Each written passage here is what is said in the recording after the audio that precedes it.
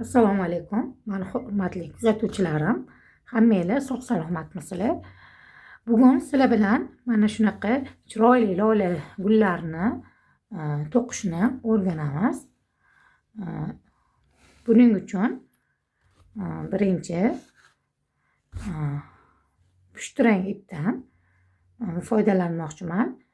Sehrli halqa ichiga 8 ta zanjir olinadi.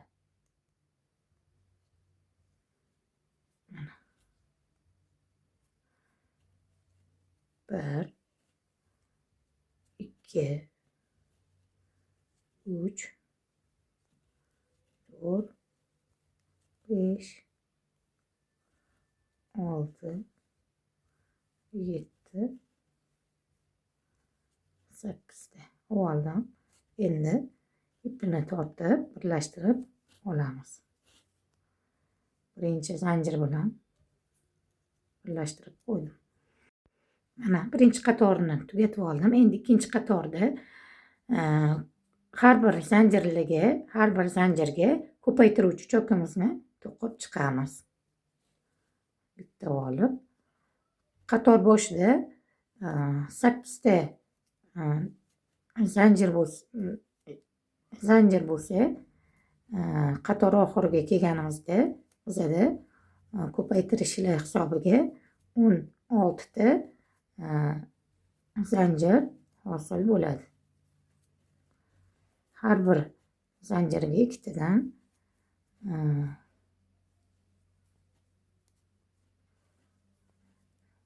to'qib chiqiladi.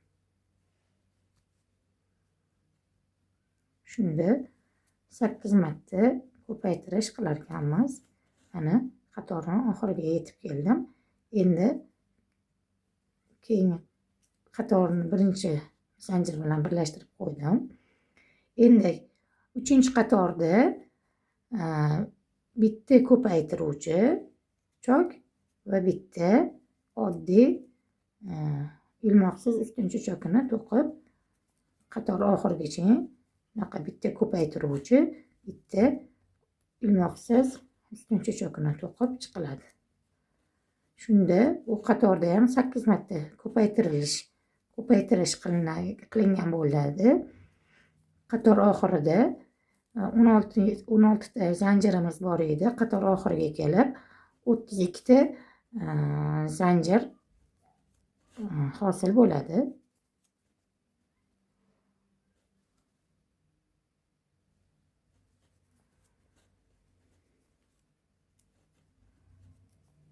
Mana oxirgi zanjirni ham to'qib oldim va birinchi zanjir bilan birlashtirib qo'ydim.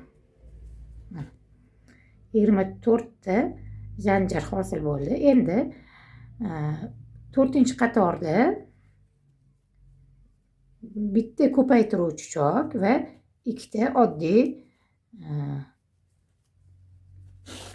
ilmoqsiz ustunchi chok to'qiladi. Mana bitta ko'paytiruvchi chokimiz to'qidim. Bitta zanjir ichiga 2 marta kirib to'qidim. Endi ikkita zanjirga bittadan ilmoqsiz ustunchi chokini to'qiyman. Birinchi zanjirga bitta, keyingi zanjirga bitta. Shu tariqa qator oxirigacha to'qib boriladi. Qatorimiz boshida bizada 24 ta zanjir bor edi. Qator oxiriga kelib zanjirlarimiz soni 32 taga yetadi. Mana 4-qatorni ham tugatib oldim. Endi hech qanaqa ko'paytirishlarsiz qatorlarimiz soni 15 taga yetgunicha aylantirib to'qib chiqiladi. Ko'paytirishlar, hech nima qisqartirishlar qilmaymiz. Mana shu o'rtasidan hisoblaganda mana shundan 15 qator bo'lish kerak. 1, 2, 3, 4, 5 ta to'qidim, yana 10 qator to'qib qo'yiladi. Mana 15 qator to'qib oldim. Endi tugatib qo'yamiz. Ozgina ip qoldirib, mana uzib oldim.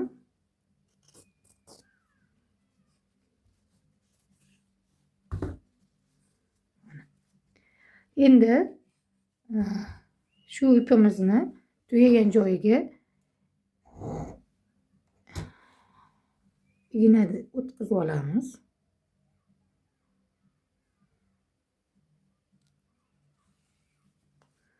O'tkazib oldim. Endi mana shunaqa sim tayyorlab qo'yganman. Tepa tarafini dumaloq qilib, shu simni gulni o'rtasidagi doirani ichidan o'tkazib tushirib olamiz ichiga va ichini mana sintefon bilan to'ldirib olinadi.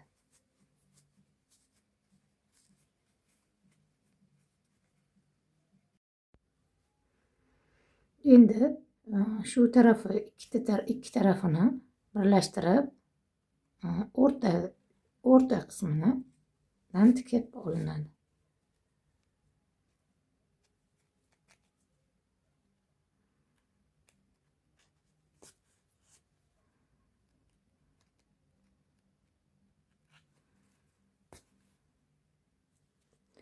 Endi yon tarafidagi o'rta qismidan yon tarafida yana shu yerdan ham ipni chiqarib olib, ikkita yon tarafi bir-biriga tikiladi.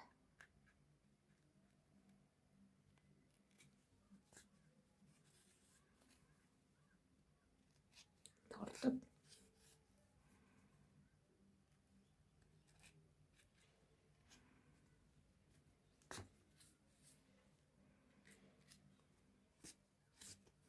shunaqa ko'p qilib chatib qo'yiladi.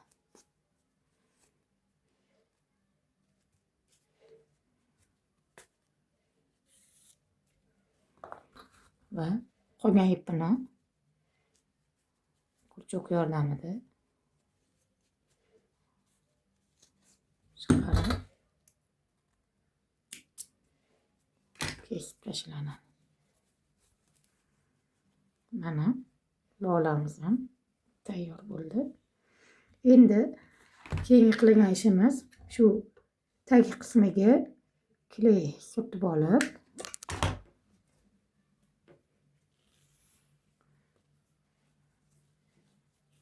yashil ip yordamida shu joyini yopishtirib olamiz tag qismiga.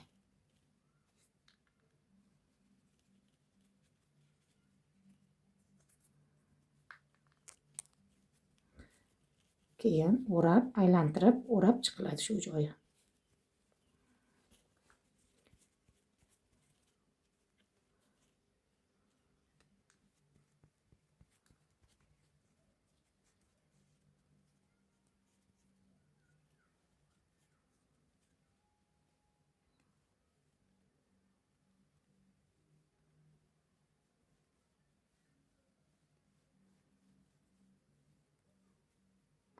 Mana 4 santimetrcha o'raganimizdan keyin tayyorlab olgan bargimizni shu joyga qotirib ketiladi.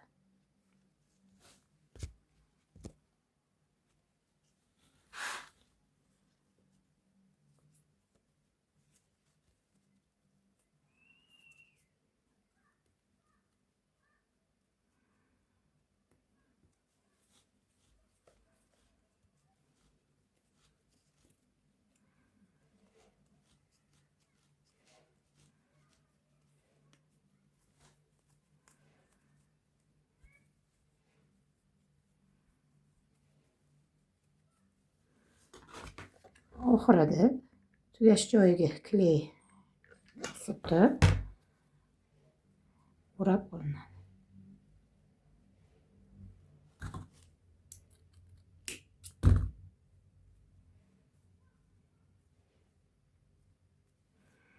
Mana lola gulimiz ham tayyor bo'ldi. Sizlar ham uy sharoitida bemalol to'qib, bayramlarda yaqinlaringlarga o'z qo'linglar bilan to'qib sovg'a qilsanglar, juda ham xursand bo'lib ketishadi. Bugungi sizlarga o'rgatmoqchi bo'lgan video darsligim shu bilan yakuniga yetdi. keyingi darslarda yana nimalarni o'rganishni xohlashinglarni kommentariy orqali bildirib ketinglar. Men shunga qarab yangi video darsliklar tayyorlashga harakat qilaman. Tayyorlagan video darsligim sizlarga yoqqan bo'lsa, albatta like bosib, kanalimga obuna bo'lib, do'stlaringlar bilan ham kanalim linkini bo'lishib, videolarimni bo'lishib qo'yishinglarni so'rab qolaman. Keyingi darsimizda ko'rishguncha xayr, salomat bo'ling.